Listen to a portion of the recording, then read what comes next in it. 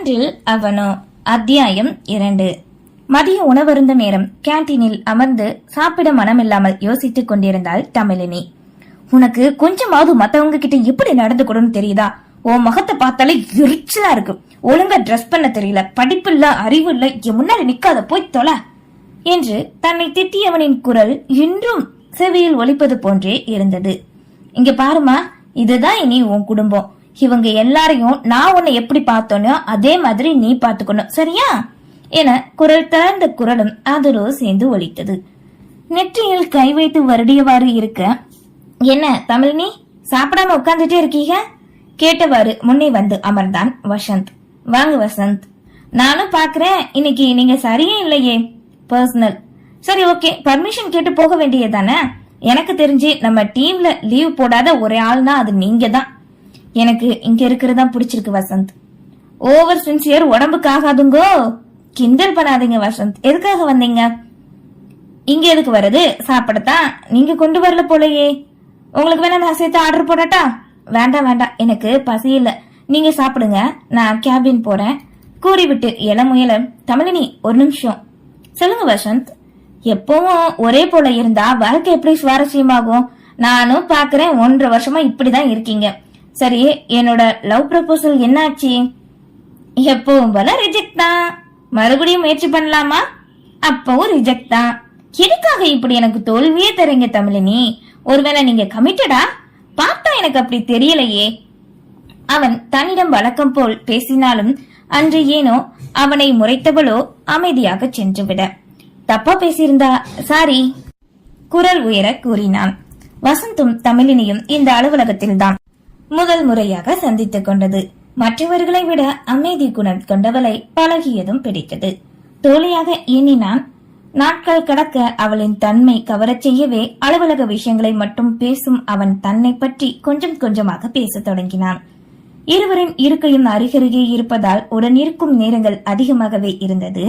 வேலை என்று பார்த்தாலும் ஒரே போல்தான். தான் உண்டு தன் வேலை உண்டு என தமிழினை நடந்து கொள்வதை தோழமையாய் சீண்ட யதார்த்தமாக எடுத்துக்கொள்வான்.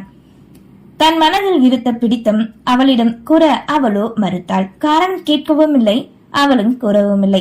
கூறியிருந்தால் அவன் முயற்சியை கைவிட்டிருப்பான். கூறும் அளவிற்கு இல்லை என்றே நினைத்தாள் தமிழினி. இரவு நேரம் வீட்டு கேட்டிற்கு நுழைந்ததுமே காலையில் அவர்கள் கூறியதுதான் நினைவுக்கு வந்தது. அவன் வந்தா உனக்கென்ன தமிழினி? யாரோ ஒருவன் தானே, நீ உன் வழியில மட்டும் இருந்துக்கோ. மனம் உரைக்கவே மூச்சினை விட்டு திடப்படுத்தி கொண்டு உள்ளே நுழைந்தாள். வாமா. தினமும் வந்ததும் வரவேற்கும் மங்களம் எப்போதும் போல் வரவேற்க புன்னகையை வீசினாள். மாமா எங்க காணோத்த? கடைக்கு போயிருக்காகமா. இந்த ராத்திரி நேரம் எதுக்கு? என்கிட்ட சொல்லியிருந்தா வரும்போது நான் வாங்கிட்டு வந்திருப்பேன். இதோ பக்கம் தானே, வந்துருவாரு. சும்மா தின்னுகிட்டு உட்கார்ந்துட்டு இருக்காரு. உடம்பு என்னாக்க சொல்லு, அதான் அனுப்பி வச்சேன் என்கவே புன்னகை உதிர்த்தாள். சரி, நான் போய் ஃப்ரெஷ் ஆயிட்டு வந்துடுறேன் என்றவளோ மாடி ஏறி செல்ல சிறிது நேரம் சென்றார். இரவு உணவு உண்பதற்கு கீழே வர ஹாலில் அமர்ந்து திருத்தணி டிவி பார்த்து கொண்டிருந்தார். உணவினை எடுத்து வைத்தார். மங்களம், வந்துட்டியாமா, வா சாப்பிடலாம் கூறியவரோ டைனிங் டேபிளில் அமர அவளும் அமர்ந்தாள். அந்த வீட்டில் இவர்கள் மூவர் மட்டுமே. விருந்தினர் என்று கூட பிள்ளைகளை தவிர யாரும் வருவதில்லை. சுகம் துக்கம் அனைத்தையும் தங்களுக்குள்ளே பகிர்ந்து கொள்வர். தான் பெத்த பிள்ளை தமிழினி இல்லை என்றாலுமே பெத்தவர்களை போன்றே பார்த்து கொண்டனர். சொல்ல போனால் இவர்கள் கவனித்துக் கொள்கிறார்களா அல்லது அவள்தான் கவனித்துக் கொள்கிறாளா என்பதே சந்தேகம். இரவு எப்போதும் ஒன்றாக உண்பது அவள் விதித்த கட்டுப்பாடுதான். அப்போதாவது அவர்கள் வயிறார சாப்பிடுகிறார்களா என்பதை அறியவே. காலையில நேரத்துக்கு போனையாமா? வேகமா போன? போயிட்டேன். ஆனா டாக்ஸி கிடைக்கிறது தான் ரொம்ப கஷ்டமா இருக்கு. தேஜா வாங்கின பணத்தை இன்னும் 1 மாசத்துல திருப்பி கொடுத்துருவாமா. ஏமாமா, நீங்க எதுவும் சொன்னீங்களா? அவசரம் அப்படிங்கறதால தானே கேட்டாங்க. இதுல என்ன, அவங்க திருப்பி கொடுத்தா அதை வச்சு நான் என்ன பண்ண போறேன் சொல்லுங்க? உனக்குன்னு ஒரு வாழ்க்கை, உனக்கான தேவைகள் இருக்குல்ல தமிழு. மங்களம் உரைக்க, என்னைக்கு இந்த குடும்பத்தோட இணைச்சிங்களோ அப்பவே நீங்க தான் என் வாழ்க்கைன்னு முடிவு பண்ணிட்டேன். இந்த நாள் வர ஒரு அம்மா அப்பா மாதிரி தான் நான் நினைக்கிறேன். ஒரு சில நேரங்கள்ல நீங்க தான் என்ன ஒதுக்குறீங்க. ஐயோ தமிழினி, அப்படிலாம் இல்லம்மா, கொஞ்சம் குற்ற உணர்ச்சியா இருக்கு எங்களுக்கு. நினைக்காதீங்க, முடிஞ்சது முடிஞ்சதுதான், மறுபடியும் திரும்ப கொண்டு வர முடியாது. சோ நீங்க எந்த தப்பும் பண்ணல, உங்களை நீங்களே வருத்திக்காதீங்க. இருவரிடமும் கூற, உனக்கு ஒரு கல்யாணம். மங்களமோ தயக்கத்தோடு ஆரம்பிக்க உடனே முடித்தாள். அத பத்தி பேசாதீங்க அத்தை, அந்த உறவு எனக்கு தேவையில்லை. இந்த உலகத்துல என்னால தனியா வாழ முடியும். அதுவும் இல்லாம ஒரு தடவை விழுந்த குழியில என்னால தாங்க முடியல, மறுபடியும் நான் அதுக்கே போகணுமா? விசாரிச்சு உனக்கு பிடிச்சிருந்தா போதும் போதும். என் மேல உள்ள அக்கறை புரியுது, ஆனா சின்ன விட்டுடுங்க.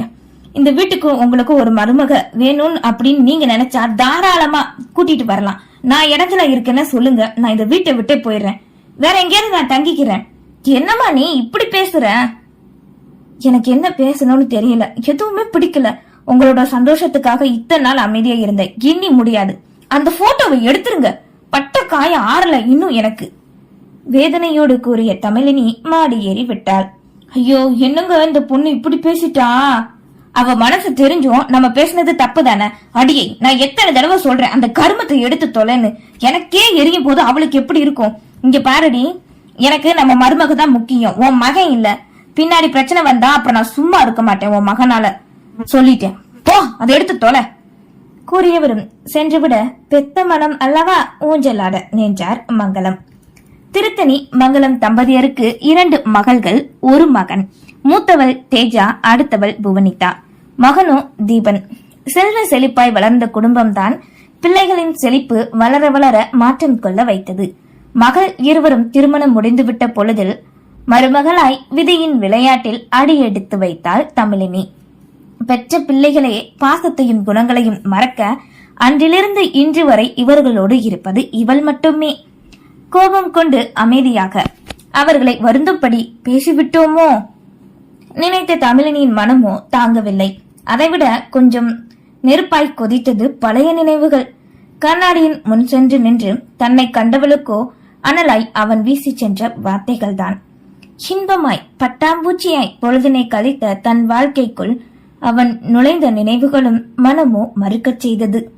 தமிழே தமிழே என தன் பேத்தியை அழைத்தவாறு பரமமூர்த்தி அப்புச்சி வயலுக்குள் நடந்து வந்து கொண்டிருந்தார். பள்ளிக்கூடம் முடிஞ்சா போதுமே, பிள்ளைகளோட எங்கேயாவது சுத்த போயிடுறா.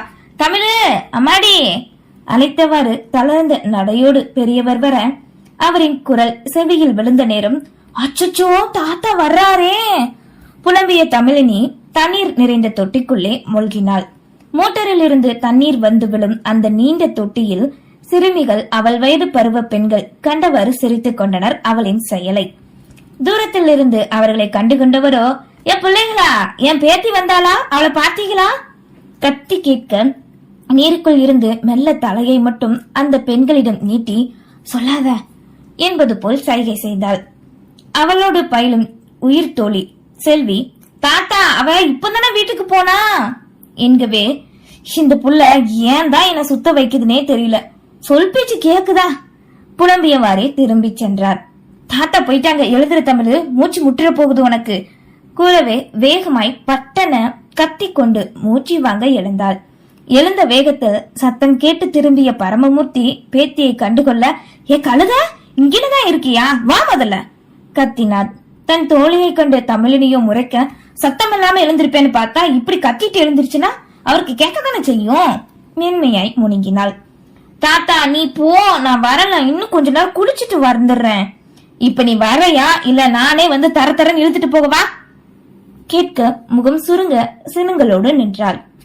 தமிழு போயிரு, இனி தினமும் நாம வரதானே போறோம், இல்லனா நேத்து உன்னை தாத்தா எல்லாரும் முன்னாடி இழுத்துட்டு போனாங்கல்ல, அப்படி இழுத்துட்டு போயிருவாங்க தோழி உரைக்கவே, இன்னும் என்ன தனிக்குள்ளேயே வர்றேன் கிளவா, நீ போ, துணியை மாத்திட்டு வர்றேன், மறுபடியும் ஏமாத்தவா, நான் இங்கதான் இருப்பேன், சீக்கிரம் நீ துணியை மாத்திட்டு வா என்றதும் தண்ணீருக்குள்ளே கை கால்களை உதறியவளோ தொட்டியை விட்டு வெளியே வந்தாள். இங்க பாருங்கடி, என்னை விட்டு நீங்க மட்டும் குளிச்சா உங்க வீட்டுல போய் இப்பவே சொல்லிடுவேன் என்று தோழிகளையும் மிரட்டிவிட்டு மோட்டார் அறைக்குள் நுழைந்தாள்.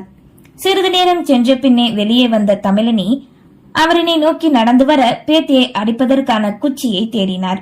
அதனை உணர்ந்து கொண்டவளோ வேகமாய் அங்கிருந்த தென்னை மரத்தின் பின்னே மறைந்து பயந்துவாறு நிற்க, தாத்தா அடிக்காத, எனக்கு தான் ஸ்கூல் முடிஞ்சிருச்சுல முகத்தை சுருக்கி உதட்டை பிதுக்கி கூற, அவளின் பாவ முகம் அவரை ஒரு நொடி கலங்க வைத்தது. சரி சரி அடிக்கல, இங்க வா ஒற்றை கரம் நீட்டி அழைக்க பயத்தோடு வந்து நின்றாள். என்னம்மா நீ இப்படி தலைய கூடி சரியா சோட்டாம இருக்க பாரு.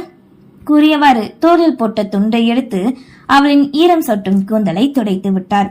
நீ கூட நானே பண்ணிக்கிறேன், வா வீட்டுக்கு போகலாம். காலையில இருந்து சாப்பிடாம விளையாடிட்டு இருக்கிறது உனக்கு செல்லம் கொடுத்தது ஏன் தப்பு? யாரு நீயா? இங்க பாரு, உன்கிட்ட அடி வாங்கி எத்தனை காயம் தெரியுமா எனக்கு என தன் கை காலினை ஆராய்ந்தவாறு கூற, அப்போதுதான் அவள் அணிந்திருந்த பாவாடை சட்டையை கண்டார். என்னத்தான் நீ தாவணி போடுவேன்னு சொன்னல, நீ ஒண்ணு சின்ன பொண்ணு கிடையாதுல, படிச்சு குமரிலத்தா. ஐயோ தாத்தா, நான் நம்ம ஊருக்குள்ள தானே இருக்கேன். ஆமா, நீ எனக்கு பிறந்த நாளுக்கு சுடிதார் எடுத்து தரேன்னு சொன்னல, எப்ப எடுத்து தருவ? நாளைக்கு போகலாண்டா ஜவுளி கடைக்கு, உனக்கு பிடிச்ச மாதிரியே நீ எடுத்துக்கோ. ஐயோடா சூப்பர் என் செல்ல தாத்தா. ஆனா ஒண்ணு, ஜினி நீ என்கிட்ட சொல்லாம எங்கேயும் போக மாட்டேன்னு சத்தியம் பண்ணு. சரி பண்றேன், நீ 2 எனக்கு எடுத்து தரணும் அப்ப என்று தாத்தாவோடு பேரம் பேசியவாறே வீட்டுக்கு சென்றாள். பரமமூர்த்தி திருமணம் முடிந்த சில வருடத்திலே தன் மகளையும் மனைவியையும் ஒரு சேர விபத்தில் தவறவிட்டார். அப்போது மகன் திருத்தணிக்கு 9 வயது. வசதி வாய்ப்பு அனைத்தும் இருந்து சந்தோஷம் என்று ஒன்று இல்லை. அவனை படிக்க வைப்பது, அவனுக்கு தேவையானதை செய்வது, இப்படி மகனை சார்ந்தே மகனுக்காகவே வாழ்ந்து வந்தார். தோப்பு, பண்ணை, வயலிலும் வரும் வருமானம் அனைத்தையும் மகனின் படிப்பிற்கு போட்டு வெளியூரில் படிக்க வைத்து திருமணத்தையும் முடித்து மகனுக்கான நல்ல எதிர்காலத்தையும் ஆரம்பித்து கொடுத்தார். காலப்போக்கில் கிராமத்தையே மறந்த திருத்தணியோ குடும்பம், தொழில் என்று வந்த பின் தந்தையை கூட மறந்தார். பரமமூர்த்தியாக சென்று திருச்சியில் தங்கியிருக்கும் மகனையும் அவரின் குடும்பத்தையும் பார்த்துவிட்டு வருவார். தனிமையில் காலம் தள்ளுவது திக்கு முக்காட வைக்க உறவிழந்து வாழ்ந்து வந்தவருக்கு பரிசாய் ஆத்தங்கரை ஓரம் 2 மாத குழந்தையாய் கிடைத்தாள் தமிழினி. தன் மகளுக்கு ஒரு மகள் இருந்தால் இப்படித்தானே இருப்பாள் எண்ணம் தோன்ற கரங்களில் தூக்கிய நொடி அப்படி ஒரு பரவசம். தன்னை பிற்காலத்தில் பார்க்க மகன் வரமாட்டான், ஆனால் இவள் இருப்பாள் என்ற எண்ணம் தோன்ற தானே வளர்க்கலாம் என முடிவு செய்தார். ஊர் பெரியவர்கள் காவல் அதிகாரிக்கு தகவல் அனுப்ப அவர்களும் வர, பெற்றவர்கள் வரும் வரை தானே வளர்க்கிறேன் என்று பஞ்சாயத்தின் முன் உறுதியாய் கூறவே சரி என்று விட்டனர். அதிகாரிகளும் கம்ப்ளைண்ட் ஒன்றை வாங்கி கொண்டு சென்றுவிட நாட்கள் கடக்க யாருமே வரவில்லை. யாரும் வரக்கூடாது என்ற நினைப்புதான் பரமமூர்த்தியின் மனதில் ஓடிக்கொண்டது. தமிழ்ச்செல்வி என்ற மகளின் பெயரையே தமிழினி என்று அவளுக்கு வைத்து செல்ல பேத்தியாகவே வளர்த்தார். மகன் திருத்தணிக்கு தெரியவர என்னமோ செய்யுங்கள் கூறிவிட செல்லமாய் வளர்க்க ஆரம்பித்தார்.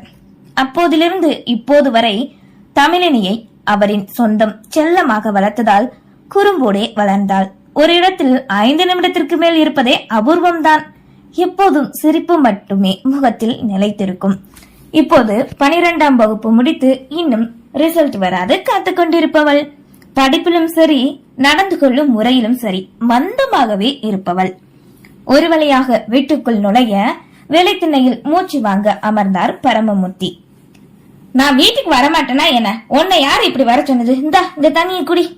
உள்ளே இருந்து திட்டிக் கொண்டே வந்து கொடுக்க, என்னையா ஒரு வழியா பேத்திய கூட்டிட்டு வந்துட்டீங்க போல, எங்க போய் கண்டுபிடிச்சீங்க? அந்த வழியாக தண்ணீர் குடத்தோடு சென்ற பக்கத்து வீட்டு பெண்மணி கேட்டார். கழுத தோப்புலதான் இருந்தா, அதான் படிச்சு முடிச்சுட்டால, கால் கட்ட போட்டா அவளாட்டி வீட்டுக்குள்ள கிடக்க போறா. உமக்கும் வயசாகுதுல ஐயா கூறிவிட்டு சென்றுவிட, இங்க பாரு தாத்தா, அது பேச்சை கேட்டு வையே, நைட் தூங்கும்போது கள்ள தூக்கி போட்டுருவேன். கால் கட்டு போட்டா எங்களுக்கு அவுக்கு தெரியாதாக்கும். உதட்டை சுழித்து ஆடிக்கொண்டே அங்கிருந்து சென்றார். அந்த பெண் சொல்லி செல்லும் அர்த்தம் புரியாது இருக்கிறாளே. எப்படி இவளை ஒருவனுக்கு கரம் பற்றி கொடுப்பது என்ற எண்ணம் முதல் முறையாக அவரின் மனதில் தோன்றியது. நன்றி.